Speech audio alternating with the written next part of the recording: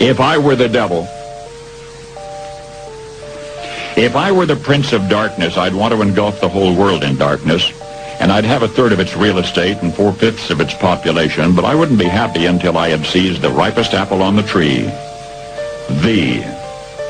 So I'd set about, however necessary, to take over the United States.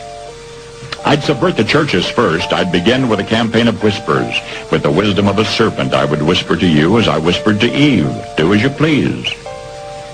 To the young, I would whisper that the Bible is a myth. I would convince them that man created God instead of the other way around. I would confide that what's bad is good and what's good is square. And the old I would teach to pray after me, Our Father, which art in Washington. And then I'd get organized. I'd educate authors in how to make lurid literature exciting so that anything else would appear dull and uninteresting. I'd threaten TV with dirtier movies and vice versa. I'd peddle narcotics to whom I could. I'd sell alcohol to ladies and gentlemen of distinction. I'd tranquilize the rest with pills. If I were the devil, I'd soon have families at war with themselves, churches at war with themselves, and nations at war with themselves, until each in its turn was consumed. And with promises of higher ratings, I'd have mesmerizing media fanning the flames.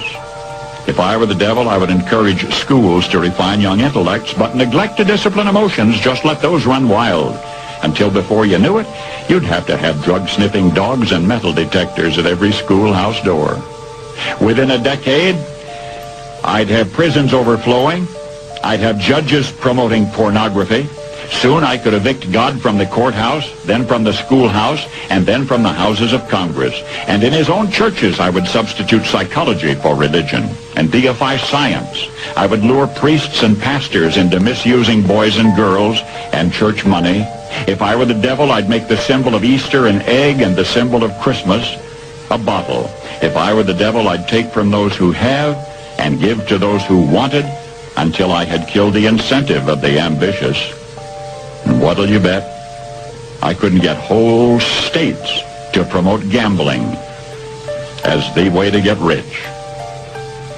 I would caution against extremes in hard work, in patriotism, in moral conduct.